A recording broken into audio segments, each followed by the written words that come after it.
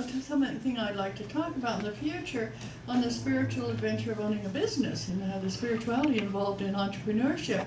And I said, how about Sunday? I hadn't thought of quite that soon, but she was very nice and she tap danced very well. And by the time we got home, we had a blurb of what she was going to be talking about, which is in your program.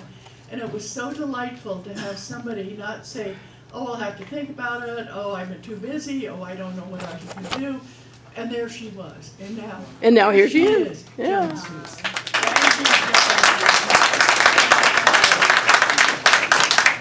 We have some courts back here, just be aware. Blessed spirit for us right now. Thank you so much. Well, always, but now particularly. Okay, and then I'll turn it up a little. Okay, good. Thank you. When Johnny said, how about Sunday? I said, Sunday? Sunday? Really? Yeah. Yeah. So here I am, Dottie. Here we are. Do you get the Daily Word from Unity? Oh, not anymore. Used to. Okay, yesterday's message was, I trust in God as my source. And that's what being in business is all about. That's for sure. Yeah. Yeah, a lot of trust going on. So I'm going to talk about three things today. First I'm going to talk about Jesus, and then I'm going to talk about, of course, consciousness, and then I'm going to talk about courage, and then I'm going to tell you a story. Okay. I'll tell you some other stories too. But anyway, if I forget where I am, you can remind me. Let's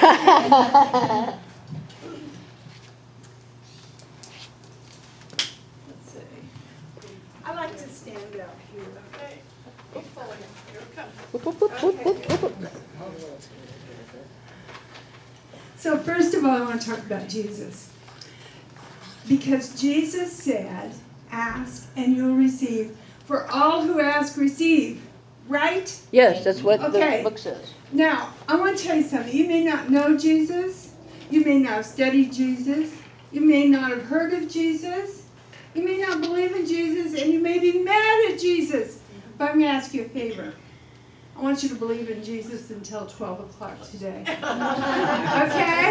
Oh, is that okay? Yeah. Okay, good. Now, our church falls under the broad category of New Thought.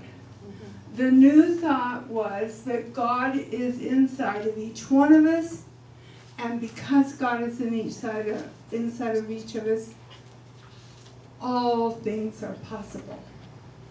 So I don't know if you know anything about New Thought, or Ralph Waldo Emerson, or the Transcendentalists, or Ernest Holmes. I don't care if you know about any of that. Let's just agree until 12 o'clock that all things are possible, okay? Okay. Okay, we got it. Ignore the clock that says it's 2 minutes to 12. Oh,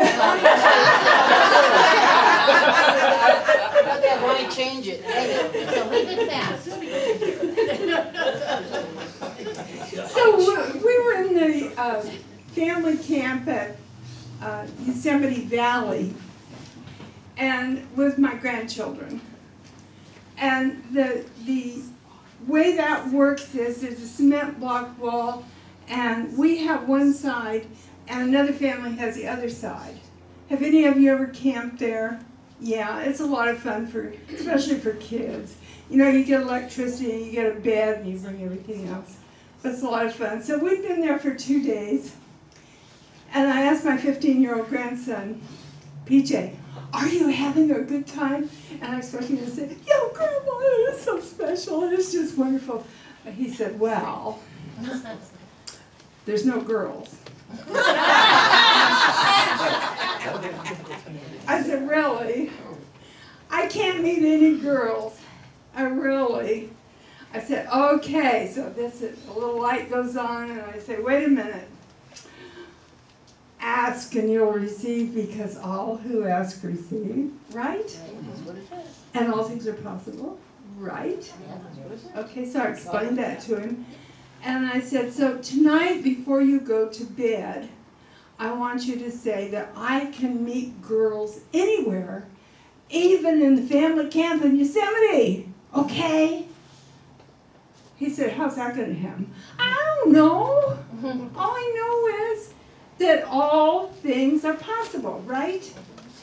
Okay, so the next morning we get up. We put the kids in the car and we go to Glacier Point. So we're gone all day, right? We get back to our camp and the rowdy guys that had the other side had moved out. And a nice family had moved in. And the nice family had a 12-year-old boy and a 17-year-old girl. Yay! So PJ befriended them and they befriended him. And they ended up playing some kind of a board game until about 1 o'clock in the morning. And by the way, at the high school in Southern California that she attended, she was a cheerleader. Yay! God doesn't send junk.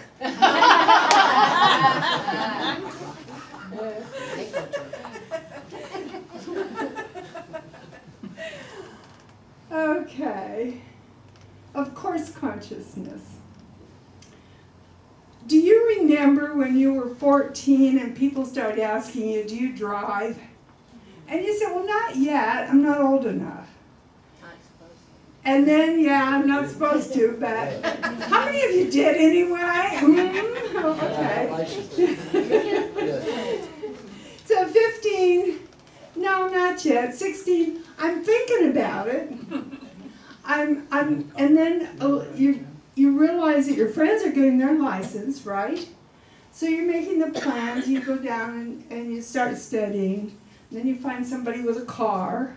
I learned to drive a stick shift on dirt road in Orange Grove with a bunch of boys. It was so much fun. So all of a sudden you're learning to drive and people are asking you, do you drive? You say, I'm learning. I'm studying. I'm going to take my driving test. Ooh, I passed my license test, my written test. Okay. So then you pass your written test, your driving test, now you're licensed. And one of my friends this morning on Facebook posted that her daughter drove to school for the first day, Friday, and they were so excited. It's a very exciting time. So now people are saying, do you drive? And you say, well, you know, I drove to school. So my big deal on driving was on Friday night, I got to drive out to this family's house that had a cow, and we got real milk. Yeah. Yay! We didn't, milk in the store, that's not real milk. Milk from a cow was real milk. Yeah. So on Friday night, I got to drive out and get real milk for this family that had a cow. They also had a guy, a son, a little older than me. And that's how I met my first husband. So, yeah, I got to go get the milk. So then people are asking you, did you drive? Well, I drove to Santa Cruz. Well, I drove to San Francisco. I drove up and down the hills in San Francisco. And yeah, how many of you have done that? Yeah. If you haven't done it, go do it. It's a learning experience. It'll scare you Especially with silly. a stick shift. Right, yeah, in a stick shift, yeah. In a stick shift, okay. So then you go to Yosemite and back, or you go to Seattle and back. You know, we just drove from Seattle home. I had a great time. And now people are saying to you, do you drive? You say, of course. Of course. This is what I call, of course, consciousness. Okay, so I'm going to go back to my grandson, PJ. He's 16 now in this story that I'm going to tell you. And he's taken up ballroom dancing, and he has lots of girlfriends. He goes to all the dances with at least one girl, sometimes two, and one time three. Okay. He mastered that, didn't he? Yes, he did. So he decides that he cannot get a job when he gets out of school. Why? He decides that he wants to work from 3 until 9, dance from 9 to 12, sleep until noon, and that's what his schedule's going to be. Okay. Now, he has taken piano lessons since he's 6. He went to a camp to learn how to be a piano teacher. He has 2 or 3 students. Okay. Grandma, oh, I got him an interview with a manager at Target. And I said, if you go out there, they'll hire you. He said, Grandma, I am not the kind of guy who collects shopping carts in a Target parking lot. Oh, okay. I am going to work from 3 to 9, dance from 9 to 12, and get up at noon each day. Now, how many of you think that's ridiculous? No. Yeah, I looked at it and said, are you crazy? You know, I wanted to say, get real, be realistic, you know, are you sure? You know, but because I know that, say it with me, all things are possible. I said, okay. So we used to get together and write goals about every 2 or 3 weeks. And this always came up. And he got a few more students. And then he graduated, his senior year came up. And instead of taking AP physics and computer programming, he took meditation and playwriting. Oh, his parents said, just graduate him, I don't care. The school almost threw him out, Bellarmine Prep School, at over $10,000 a year. So he graduated and he went to West Valley and he got a few more students. And then he dropped out of West Valley. He just quit. He got 6 Fs. Okay, this is great. My ex-husband calls me up, his grandfather says, do you know what that kid did? He dropped out of school. I know, he got 6 Fs. Yeah, I know. He said, he's just going to be a blowhard like Uncle Ralph. Okay, do y'all have an Uncle Ralph in your family? No, but I have Okay, Uncle Ralph failed at hamburger stands for several times, okay? He's going to be like Uncle Ralph. So I'm listening to this tirade against my beloved grandchild who is brilliant, right? The best grandchild. I know you all have. How many of you have the best grandchildren? Yes! Okay. I said, but he has a plan. And John says, he does? I said, yeah, he has a 5-year plan. And he said, well, he didn't tell me about it. I said, well, did you ask him? Next time you see him, ask him. So we finished the conversation. I hang up, I called PJ. I said, guess what? You have a 5-year plan. He says, I do? I said, yeah. And he said, what is it? I said, I don't know. You're going to have to make it up. And you're going to have to explain it the next time you see Grandpa. I said, oh, okay. So a little over 5 years later, maybe 5.5 years, he had his college degree through an online class, university that's accredited. He was on his own, living in a garage out by Eastridge, but he was on his own, living on his own, and he had piano students from 3 to 9, and he was dancing 9 to 12 and getting up at noon. Wow. So Yeah. Okay. Now, he now lives in my neighborhood, out by Lee High School. We didn't want him out there by Eastridge anymore. All right, so that's PJ. You see, God gives us ideas. They drop out of the sky, Yep.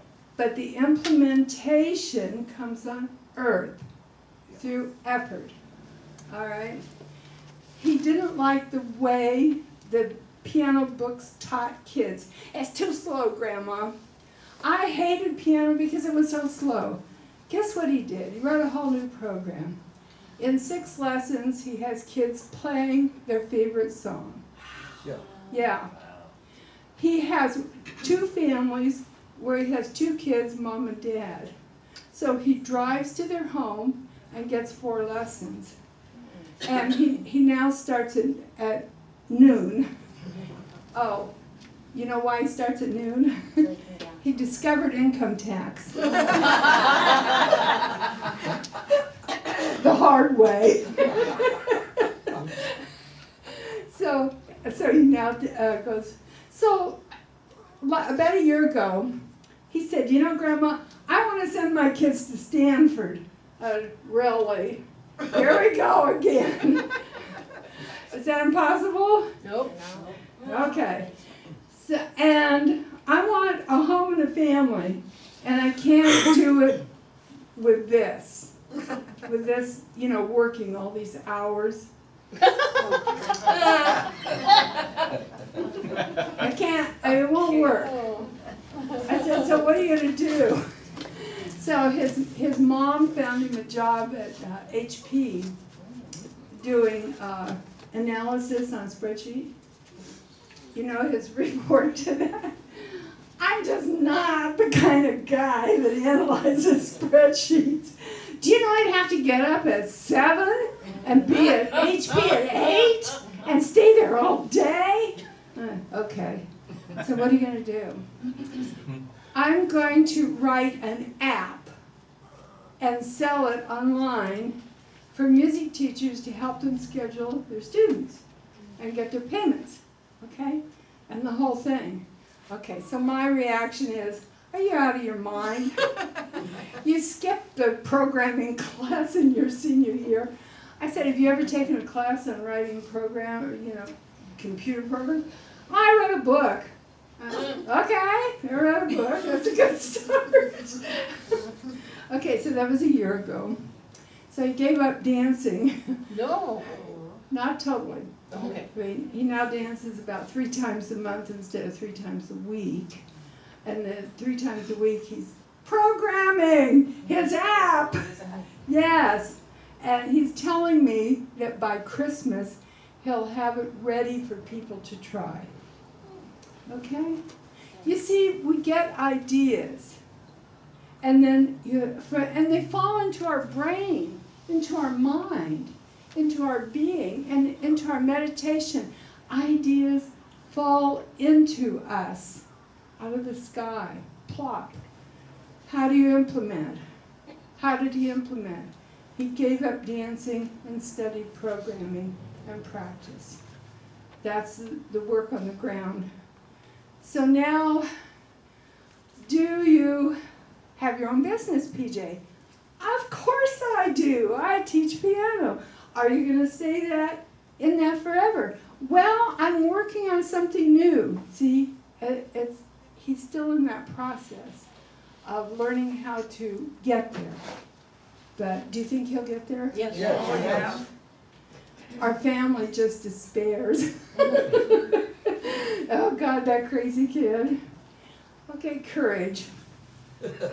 It's the courage of being a grandma and remembering to say, all things are possible. And all who ask receive. So courage. It takes a lot of courage to ask. It takes a lot of courage to receive. The school was against him. They really gave him a bad time about his prayer and his meditation and playwriting schedule in his senior year. He also took drumming. I don't think he was supposed to take AP Physics. It didn't happen. So they were really against him. They said, you're not going to get into Yale or Harvard that way. He said, I'm not going to Yale or Harvard. You know, he had to stand up. And it takes a lot of courage. So what do you want in your life? And do you have the courage to ask for it? Do you have the courage to ask for it? Because if you ask, you will receive. Because all things are possible. So, do you want to go to Egypt? I don't know. Anyone have a desire to go to Egypt? No. Maybe, I went to Egypt a number of years ago, and that's where I bought this. Do you like it? Yes. It's my priestess outfit. I decided to be a priestess today. So I went to Egypt, and I sailed all over the Caribbean. I went to New Zealand. I went, we went to the Panama Canal on the cruise. My husband and I did all kinds of travel. People come to me in the financial industry and say, I want to travel, I want to retire and travel. Okay, how many days? Yeah, there's 365 days in the year, right? Are you going to travel 10 or 20? What are you going to do the rest of the days? And how much does it cost? And how are you going to arrange that? What is it that you want most in your life that you can ask for and get, that you have the courage to ask for it and get? And then you have the further courage to go through the process. Okay? PJ didn't just pick up John Thompson books and teach piano. He wrote a whole new method. Of course. Why not? So sometimes you have to develop things and you have to fight your way through to get to where you're going. So you have to have a lot of courage in your spiritual life. It takes courage to stand up and say, this is what I want. And I've told you about when I decided to get married, all 5 of my girlfriends said there are no good men. And then they promptly picked a fight with me. And then I found Earl and got married. And then they all turned around and got married. Okay. Yeah, but it took courage. I lost all my friends. I lost my 5 closest friends in that process. What did PJ lose? The school practically abandoned him, So you have to have the courage to go forward. Okay. So we had Jesus. Ask, for all who ask, receive. Yes? Yes. Yes. He promised me, and he promised all mankind, including me, that if I ask, I will receive. Yes. And we're going to agree on that that's good. Every prophet says at least one good thing. Yeah? So let's agree Jesus was a prophet and said that at least one good thing, and that was it. All right. So I'm going to tell you one more story. So first of all, ask and receive. All things are possible. Figure out what you need to increase your business. You need to draw more clients. Figure it out. You'll get an idea. What do you have to do then? Implement. You will get an idea. You will implement. You need more income? Ask for it. You will get an idea. Then you have to implement. Okay? I got my insurance license. I wanted more income. So I got my securities license. Okay? Was it easy? Heck no. At 75, are you kidding me? It's hard. These people come into the business, they're in their 50s, they say, oh, the securities license is so hard. I said, get off of it, go away, leave me alone. Let me study. Yeah. Okay, so ideas come out of the sky, then you have to implement it on the ground, and you have to have the courage to stick to your ideas. You have to have the courage to implement. And then you see the results because all things are possible. Okay, do y'all remember who Captain Sullenberger is? Yes. Yeah. The guy that landed the plane on the Hudson River? Yeah. Okay. I saw him on TV last night. Didn't any of the rest of you see it? Okay, so I don't know if you know this, But before he got in that plane, he had a conversation with his wife, and he said, I don't know how we're going to save the house. I just don't know. There's just no way. We may have to let it go. He was very, very disturbed about the possibility of letting their home in Danville go. And don't ask me why an Air Force pilot has money problems, but obviously he did. And he got in that plane, and he had this heartfelt prayer. He stated, he asked, in a certain way he asked, how can I save my house? Okay. On the runway, as you know, as he took off, birds flew into one engine, and then they flew into the other engine. It has never happened before. It has never happened since. But all of a sudden, the plane was disabled. Both engines were gone. And he had to make a decision about how to save lives. And he looked around, and they gave him directions. He said, I don't have time to go to that airport. I'll land it in the Hudson. They said, no, no. So he landed it in the Hudson and saved everybody. Yeah. And didn't think he was a hero. And What'd you say? He didn't think he was he a didn't hero. think he was a hero. He was so humble, that's what he needed to do, and he did it. He did his job. Yeah. Okay, so he prepared for that. If you read his biography, he'd done all kinds of crazy flying things. Yes. So he had the skill set to do that and plop that plane down on the Hudson River and save everybody.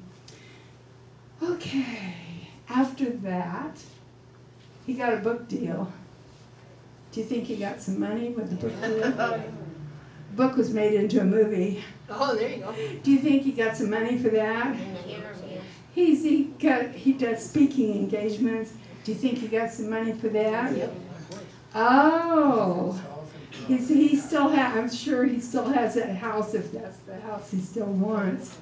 Right. A few of them went on the Hudson. So he was richly rewarded. He prepared for that moment. It was given to him, and he was richly rewarded. Did I tell you that God isn't stingy? Yeah, he was richly rewarded. So as we go forward until at least 12 o'clock today, and maybe you want to carry this on a little bit further than 12 o'clock, you can remember that if you ask, you will receive. When you ask, you will receive. All who ask, receive. God is within each one of us. God, the creative power, is within each one of us. And all things are possible. But you have to be specific Yes. when you It has ask. to be very Be specific. very specific. Very specific. There goes my sermon next week. Okay, and so next week Keith is going to talk. This is a nice flow. Thank you for bringing that up, Keith. Next week Keith is going to talk about why your prayers aren't answered. So that will be part of the teaching. But remember how PJ, he knew what he wanted. He was specific, right? Sully knew what he wanted. He wanted to keep that house. You wanted to go to Egypt? I wanted to go to Egypt, and I got there. I went with a group that meditated, and I did meditate in the Great Pyramid at midnight on Halloween. Wow. Yeah, it was outstanding. Wow. Okay. Thank you, Joan. Thank you.